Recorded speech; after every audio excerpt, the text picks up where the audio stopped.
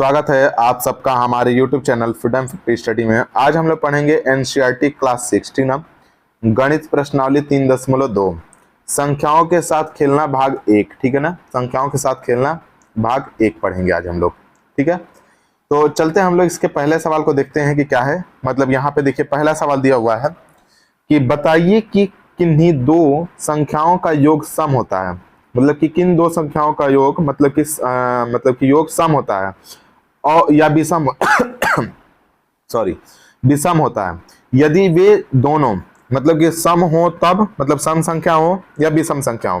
तो सबसे पहले हम लोग ए वाले को देखते हैं और करते हैं, ठीक है ना। ए वाले को हम लोग देखते हैं और करते हैं। पहला हम लोग लिखेंगे ए में क्या दिया हुआ है इसको देख लीजिए। पहले बोला है कि विषम संख्याओं का योग, ठीक है, योग करना है। तो हम लोग योग करेंगे। विषम संख्या क्या हो सकता है, 1 होता है, ठीक है। 1 के बाद 3, 3 के बाद 5, 5 के बाद 7, 7 के बाद कितना हो सकता है हमारा यहाँ पे 1 3 5 7 11 7 के बाद 9, 9 के बाद कितना हो जाएगा 11, 11 के बाद 13, ठीक है। ये डायरेक्ट चलता रहेगा, एक एक छोड़ के एक चलता रहेगा। ये सारी मतलब कि विषम संख्या होती है। सम संख्या किसको बोलते हैं, तो 2 4 6 8, ठीक ना। यहाँ पर हो जाएगा 10, 10 के बाद 12, मतलब कि ये इस तरीके से चलता रहेगा। मतलब 2 के टेबल में चलता रहेगा, ये इस तरीके से चलता रहेगा। मतलब कि 1 3 5 7, ठीक ना, 7 9 11 13 15 17 18, मतलब 17 19 18 नहीं 19, इस तरीके से चलता रहता है। बात समझ में आ गया। अब देखिएगा इसमें बोला है कि दो विषम संख्याओं को जोड़ते हैं। पहले दो विषम संख्याओं को, दो सम या विषम दोनों में से कुछ जोड़ते हैं। तो पहले विषम संख्याओं को जोड़ते हैं, दो विषम संख्याओं को जोड़ते हैं। जैसे 1 और प्लस 3 दोनों को जोड़ेंगे कितना हो जाएगा हमारा, तो 1 में 3 जोड़ेंगे कितना हो जाएगा 4। क्या आ जा रहा है, तो ये हमारा क्या हो जा रहा है, सम हो जा रहा है। अगर मान लीजिए हम लोग 3 जोड़ते हैं तो 3 और प्लस यहाँ पे हो जाएगा हमारा 5, दोनों को जोड़ेंगे कितना हो जाएगा 8। 8 क्या हमारा सम संख्या है, 8 क्या हमारा सम संख्या है। मान लीजिए कोई और भी ले लेते हैं, जैसे कि 7 ले लेते हैं, अटेंडम ले लेते हैं, प्लस यहाँ पे 11 ले लेते हैं, दोनों को जोड़ेंगे कितना हो जाएगा 18। 18 एक सम संख्या है। तो मतलब कह सकते हैं हम लोग ये बात कि दो सम संख्याओं को जोड़ने पर कितना हो जाएगा हमारा दो विषम संख्याओं को जोड़ने पर क्या आता है हमारा सम संख्या आता है। यहाँ पे लिख सकते हैं कि दो सम संख्याओं को जोड़ने पर क्या आता है हमारा, दो विषम संख्याओं को जोड़ने पर क्या आता है हमारा सम आता है। यहाँ पे लिखेंगे कि यहाँ पे लिख देंगे 2, ठीक ना। ऊपर थोड़ा सा कर लेते हैं हम लोग, यहाँ पे दो विषम संख्याओं को जोड़ने पर, ठीक ना, विषम संख्या को जोड़ने पर या योग पर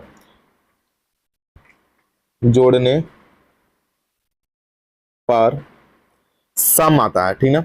सम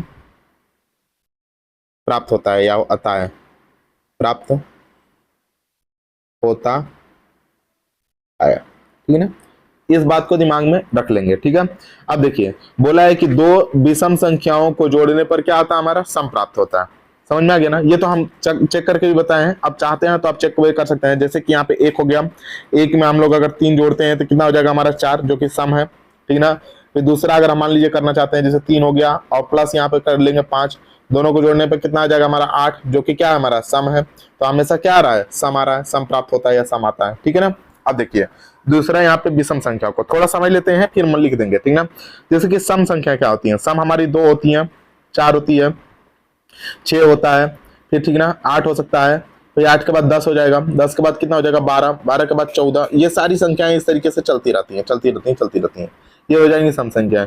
अब दो सम संख्याओं को ले लीजिए, कोई भी दो सम संख्याओं को ले लीजिए। जैसे मान लीजिए 2 ले लिया और प्लस यहाँ पे मान लीजिए 4 ले लिए, दोनों को जोड़ेंगे कितना हो जाएगा हमारा 6 हो जाएगा। फिर यहाँ पे 6 ले लेंगे, मान लीजिए 10 ले लेते हैं, दोनों को जोड़ते हैं तो 6 और प्लस अगर 10 जोड़ते हैं तो कितना हो जाएगा हमारा 16, जो कि एक सम है, सम संख्या। सम संख्या के नेचर क्या होता है, वो 2 से विभाजित हो जाती है, ठीक ना। देखिए ये भी 2 से विभाजित हो जाएगी, जो 4 दिया हुआ है। ये 8 जो आया है वो भी 2 से विभाजित हो जाएगा। ये दोनों संख्याएं जो आ रही हैं ये भी 2 से विभाजित हो जाएंगी। बात समझ में आ गया ना। तो ये सम संख्याएं हो जाएंगी। अगर सम संख्या विषम संख्या नहीं जानते हैं तो कक्षा 5 का मैं वीडियो बताया हूँ उत्तर प्रदेश का, उसको देख लीजिएगा। ऐसे तो मैं एनसीईआरटी का क्लास 5 का वीडियो नहीं बनाया हूँ, तो उसको देख लीजिएगा। और आगे अगर सम संख्या विषम संख्या की जरूरत पड़ेगा तो मैं समझा दूंगा अच्छे से, ठीक ना। सम संख्या किसे कहते हैं, विषम संख्या किसे कहते हैं। ऐसे उम्मीद है कि आपकी क्लास के टीचर, स्कूल के टीचर आप लोग को बताए होंगे कि सम संख्या किसे कहते हैं, विषम संख्या किसे कहते हैं।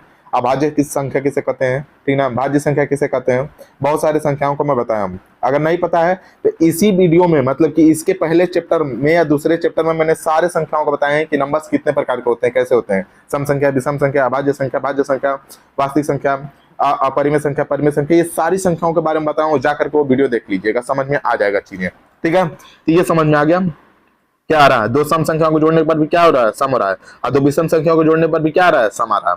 तो हम इसको भी उसी तरीके से इसको हम भी लिख देंगे, ठीक ना।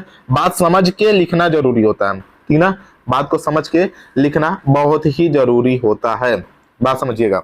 यहाँ पे लिख देंगे हम लोग कि दो, ठीक ना, दो सम संख्या, ठीक ना, सम संख्या का योग, संख्या का, ठीक ना, का योग, योग सम होता है, ठीक ना, सम होता है, होता है, होता है।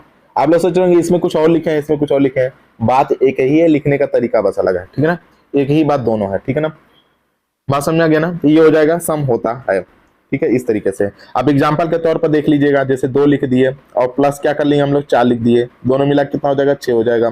फिर दूसरा हम लोग लिखेंगे, जैसे मान लीजिए यहाँ पे 5 लिख दिए, अरे सॉरी 5 तो है नहीं, मान लीजिए यहाँ पे हो जाएगा 8 लिख दिए और प्लस कितना लिख दिए 10 लिख दिए, दोनों सम है, तो जोड़ने बाद कितना हो जाएगा 18 हो जाएगा, जो कि सम है, ठीक ना। तो इस तरीके से इसको आपको करना था। अब हम लोग चलते हैं इसके अगले सवाल, दूसरे सवाल को देखते हैं, ठीक है। तो दूसरा सवाल हमारा, अच्छा दूसरा सवाल यहीं पे था, ठीक है, कोई बात नहीं, कोई बात नहीं, आराम से, ठीक है। ये हो गया हमारा दूसरा सवाल, ठीक है। अब दूसरा सवाल देखिए, दूसरा सवाल बोला हमारा यहाँ पे कि बताइए कि निम्नलिखित में से कौन सा कथन सत्य है। अच्छा, सत्य और असत्य बताना है कि कौन सा सत्य है, कौन सा सत्य है, ठीक है ना। देखिए हम ये नहीं कहते हैं कि सत्य सत्य आप लोग कॉपी से रट लीजिएगा, ये चीजें होती हैं। मैं ना सत्य और सत्य मतलब कि ऐसे सवाल होते हैं ना कि सत्य असत्य आपको आता है तो कॉन्सेप्ट आपको सीखने को मिलता है कि वो चीजें कैसे सत्य होती हैं, कैसे असत्य होती हैं, अगर है तो क्यों है, इसको बड़ा ध्यान से देखिएगा ना। सत्य असत्य अगर नहीं समझ में आएगा ना, चीजें मैं जब बताने लगूंगा कि दो सम संख्याओं को जोड़ने पर ये, इसमें बहुत सारी चीजें रहती हैं, मैं एकदम बढ़िया से बारीकी से बताऊंगा। कितने सवाल हैं जी, 10 सवाल हैं सत्य असत्य के। सत्य असत्य को सीखना बहुत जरूरी होता है। जैसे कि आप देख लीजिए, बोला हमारा पहला वर्णमाला में कि 3 विषम संख्याओं का योग सम होता है, 3 विषम संख्याओं का योग सम होता है। अब जोड़ के देख लीजिए 3 विषम संख्याओं को, हमने विषम संख्या क्या बताया है, 1 बताया है, ठीक ना, प्लस कर लेंगे, फिर क्या बताया है 3 बताया, 3 के बाद क्या बताया 5, इन सबको जोड़ के देखिए क्या सम आ रहा है क्या, तो 3 और 5 और 3 8 1 9, ये तो विषम आ गया, सम तो आया ही नहीं, ठीक ना। और भी अगर आप लोग को लग रहा है तो दूसरा देख लीजिए, जैसे आपको लग रहा है कुछ और तो कुछ और चेक कर लीजिए, जैसे कि 3 होता है विषम, प्लस 5 होता है विषम, और प्लस यहाँ पे 7 होता है विषम, इन सबको जोड़ देखिए सम आना चाहिए, सम होता है बोला है, तो सम देख लीजिए आ रहा है क्या, 7 और 5 12 तो हो जाएगा, 12 में 3 जोड़ेंगे तो कितना हो जाएगा 15, 15 क्या हमारा विषम संख्या, सम नहीं है, ठीक ना।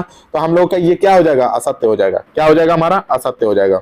ये बोला है कि 3 विषम संख्याओं को जोड़ने पर सम आता है, सम नहीं आ रहा, हम लोग को जोड़ने पर क्या आ रहा है विषम, तो क्या हो जाएगा हमारा असत्य, असत्य, ठीक है। बात समझ में आ रहा है, समझना बहुत ही जरूरी है। अब देखिए दूसरा संख्या बोला है कि 2 विषम संख्याओं को एक सम संख्या के योग सम संख्या होता है। अगर 2 विषम संख्या है और एक सम संख्या है, मतलब 2 विषम संख्याओं को जोड़ते हैं, मतलब 2 विषम संख्या क्या हो सकती है, 3 हो सकती है और 5 हो सकती है, मान लेते हैं ऐसा, और एक सम संख्या मान लेते हैं 2 ले लेते हैं। इन सबको जोड़ने पर एक क्या आता है हमारा, सम संख्या आता है। इन सबको जोड़ने पर क्या आता है हमारा, सम संख्या। इन सबको जोड़ने पर क्या आ रहा है हमारा, सम संख्या आ रहा है। देखिए सम आ रहा है कि नहीं, पहले चेक कर लेते हैं। तो 5 में 3 जोड़ेंगे 8, 8 में 2 जोड़ेंगे 10, जो कि सम आ रहा है, ठीक है। अभी हम लोग नहीं मानेंगे, दूसरा चेक कर लेते हैं। तो दूसरा चेक कर लेते हैं, जैसे मान लीजिए कि 2 विषम संख्या, मतलब मान लीजिए कि हम लोग 2 बड़ी संख्या विषम संख्या 7 ले लेते हैं, 5 लेते हैं और एक बार 7 लेते हैं, और प्लस एक सम संख्या ले लेते हैं, सम संख्या में कुछ भी ले लेते हैं, मान लीजिए कि 2 नहीं, इस बार अब 4 ले लेते हैं। अब जोड़ के देखिए, तो यहाँ पे देखिए 7 और 5 12, 12 में 4 जोड़ेंगे कितना हो जाएगा सम, जो कि क्या आ रहा है हमारा, सम आ रहा है, ये भी सम आ रहा है, ये भी सम आ रहा है। मतलब 2 विषम और एक सम को जोड़ने पर, 2 विषम और एक सम को जोड़ने पर क्या आ रहा है हमारा, सम आ रहा है। तो इसका मतलब ये हो जाता है कि ये बात सत्य लिखा है। क्या लिखा है, ये बात सत्य लिखा है। तो यहाँ पे लिख देंगे हम लोग क्या चीज, सत्य, ठीक है ना, सत्य। समझना बहुत ही जरूरी है कि असत्य असत्य बस रट के मत जाइएगा कि कौन सा सत्य होगा कौन सा असत्य होगा। जैसे समझा रहा हूं उसको समझते जाइए, कॉन्सेप्ट आप लोगों का क्लियर होते जाएगा। जिन लोगों को अगर नहीं समझ में आ रहा होगा तो फिर से वीडियो को बार बार देखेंगे ताकि समझ में आए, ठीक है। अब देखिए यहाँ पे तीसरा सवाल सी वाला दिया, बोला है कि 3 विषम संख्याओं का गुणनफल विषम होता है। अब देखिए चेक कर लेते हैं, 3 विषम संख्याओं का गुणनफल विषम होता है कि सम होता है, ठीक है ना। देखिए लिखना नहीं है कि सत्य है क्या सत्य है, चेक करना है। अब देखिए 3 विषम संख्या, मान लीजिए 3 विषम संख्या क्या हो जाएगी, एक 3 हो जाएगा, ठीक ना, विषम है। एक 5 हो जाएगा, एक विषम है, और एक क्या हो जाएगा 7, तीनों विषम है। बोला है 3 विषम संख्या गुणनफल, मतलब गुणा का चिन्ह लगा दिए। गुणा करने पे क्या आना चाहिए, एक विषम आता है, ठीक ना, एक विषम होता है। तो हम तो गुणा कर देंगे, ये 3 5 15, 15 में 7 को गुणा करेंगे, 15 7 105। 105 क्या हमारा 3 2 से नहीं कटेगा क्योंकि 5 है लास्ट में, तो इसका मतलब क्या हो जाएगा हमारा विषम हो जाएगा, विषम। अब देखिए आपको लग रहा होगा तो एक संख्या और चेक कर लीजिए, जैसे मान लीजिए 5 ले लीजिए, ठीक है ना, फिर 7 ले लीजिए, मान लीजिए 9 ले लेते हैं, ठीक है, आप चेक कर लेते हैं। तो इसमें गुणा कर देंगे, तो 5 7 35, यहाँ पर हो जाएगा कितना हमारा 35, 35 में फिर 9 से गुणा करेंगे, 9 पे 6 45 को 5 हाथ में लेगा 4, और फिर 9 में 3 को गुणा करेंगे तो 27 और 4 कितना हो जाएगा 31, जो कि 315, ये 2 से नहीं कटेगा। अब विषम सम चेक करने के लिए 2 से भाग देते हैं, शेषफल नहीं बचना चाहिए, ठीक ना, यहाँ पे शेषफल नहीं बचना चाहिए, ठीक है। मैं इसको इरेज कर दे रहा हूँ, इस बार फिर से देख लेता हूँ, ठीक है। यहाँ पे देख लीजिए, इसका शेषफल नहीं बचना चाहिए। कितनी बार जाएगा, एक बार जाएगा, 2 हो जाएगा, खत्म हो जाएगा, एक बच जाएगा, ठीक ना, यहाँ पे एक बचेगा, सॉरी एक बचेगा, एक हो जाएगा, मतलब 5 बार जाएगा, कितना हो जाएगा हमारा 10, फिर यहाँ पे हो जाएगा 1, फिर यहाँ पे 5 हो जाएगा, 2 से 7 बार कितना बच जाएगा 14, 2 7 14, एक बच जाएगा, मतलब एक शेषफल यहाँ पे क्या हो जा रहा है, बच जा रहा है। तो इसका मतलब ये क्या हो जाएगा हमारा विषम आ रहा है, विषम आ रहा है ना। तो इसको हम लिख सकते हैं कि 3 संख्याओं का जो गुणनफल, विषम संख्याओं का गुणनफल क्या होता है हमारा, विषम होता है, और ये क्या हो जाएगा हमारा सत्य हो जाएगा, क्योंकि सत्य लिखा है ये बात, ठीक ना, ये हो जाएगा सत्य। अब देखिए डी वाला बोला है, यदि किसी संख्या मतलब किसी सम संख्या को 2 से मतलब भाग दिया जाता है, किसी भी सम संख्या को अगर 2 से भाग देंगे तो भागफल सदैव विषम आएगा। चेक कर लेते हैं, अगर कोई सम संख्या है, ठीक ना, सम संख्या मान लीजिए कि ले लेते हैं हम लोग 12, और इसको 2 से भाग देते हैं, 2 से भाग दे देंगे, अगर 2 से भाग दे देंगे, अगर 2 से भाग देंगे तो 2 6 12, 6 बार में चला जाएगा, 12 हो जाएगा, खत्म, 6 बार 12 बार में खत्म हो जाएगा। बोल रहा है कि भागफल सदैव विषम होता है, यहाँ तो सम आ गया, ठीक ना। अब दूसरा चेक कर लेते हैं, एक तो यहाँ पे हो जाएगा कितना हमारा 2 ले लेते हैं, ठीक ना, 2 से तो भाग देना ही है। अब सम संख्या मान लीजिए कुछ भी ले लेते हैं, मान लीजिए इस बार 12 लिए थे, इस बार ले लेते हैं 10, 10 ले लेते हैं। अब 10 से भाग दे देंगे 2 से, 2 में तो 2 5 कितना हो जाएगा हमारा 10, 10 कट जा रहा है, यहाँ कट जा रहा है, और लेकिन भागफल क्या हो रहा है हमारा विषम आ रहा है। मतलब एक बार भाग दे रहे हैं तो सम आ रहा है, एक बार भाग दे रहे हैं तो विषम आ रहा है। मतलब जरूरी नहीं है कि विषम आएगा, हो सके क्या आ जाएगा हमारा सम भी आ सकता है, हो सकता है क्या आ सकता है हमारा सम भी आ सकता है। तो ये बात हमारा क्या सदैव सम आएगा, ये गलत लिखा है, ये क्या हो जाएगा हमारा असत्य। सदैव सम नहीं है, विषम नहीं आएगा, कभी कभी सम भी आ जाएगा, कभी कभी क्या हो जाएगा हमारा सम भी आ जाएगा। तो ये बात असत्य लिखा है, क्या हो जाएगा हमारा असत्य, ये क्या हो जाएगा असत्य, क्या होगा असत्य। बात समझ में आ गया ना, असत्य हो जाएगा। सदैव विषम नहीं आएगा, विषम मैक्सिमम टाइम आ सकता है लेकिन सदैव हमेशा नहीं आएगा।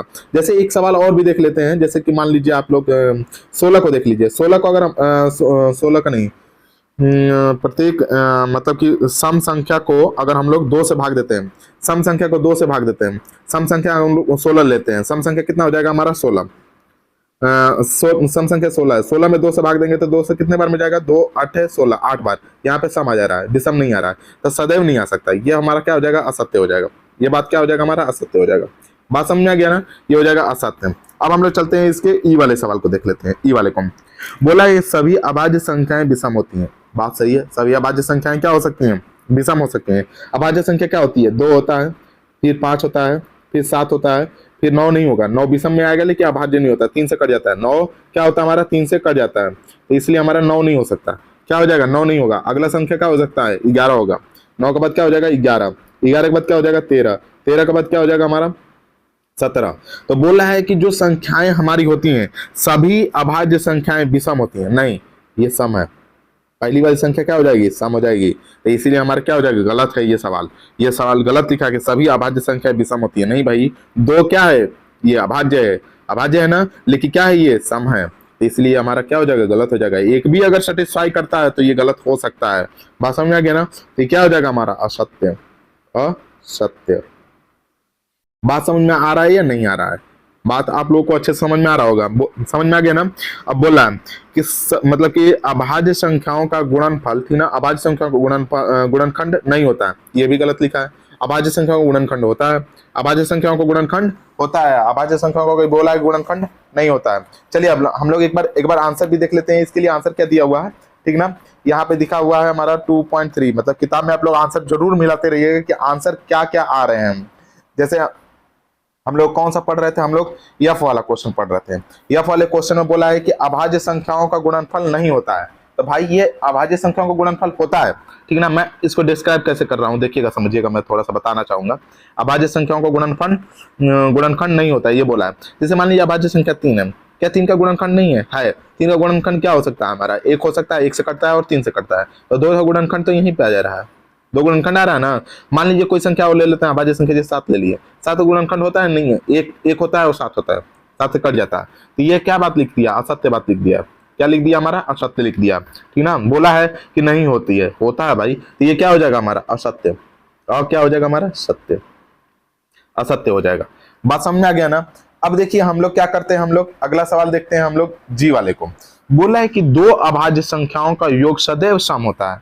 तो अभाज्य संख्याएं कोई भी ले लीजिए, 2 अभाज्य संख्याओं का मतलब कि योग हमेशा सत्य होता, मतलब कि सम होता है। गलत है ये कैसे गलत हो सकता है? ये देखिए, मान लीजिए कि 2 हम लोग अभाज्य संख्या ले लेते हैं, जैसे 3 ले लिए और यहाँ पे 5 ले लिए, जोड़ने के बाद क्या हो जाएगा? 3 5 8 हो जाएगा। क्या हमारा सम है, जो कि सम आ रहा है, ठीक ना। लेकिन सदैव बोला है, तो सदैव चेक कर लेते हैं भाई एक बार। 2 क्या हमारा अभाज्य है, 2 के साथ हमारा क्या हो जाएगा? 3 जोड़ेंगे, कितना हो जाएगा हमारा? 5। क्या आ गया? विषम। 2 हमारा क्या है?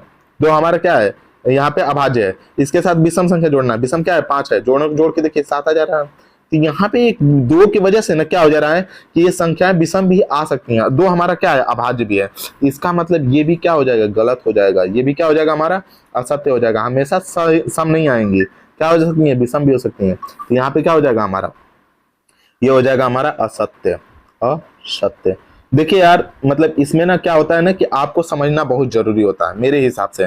जब तक आप चीजों को समझेंगे नहीं ना, तब तक आपको सत्य असत्य बस लिख लिए, रट लिए, ये मैटर नहीं करता है किसी भी चीज को लिए, ठीक है ना। फिर कोई भी चीज आप गलत कर देंगे, फिर सवाल जब आएगा समझ में नहीं आएगा, गड़बड़ कर देंगे। अब देखिए यच वाले सवाल को देखते हैं हम लोग। यच वाला सवाल में क्या बोला है? केवल 2 ही एक सम अभाज्य संख्या है।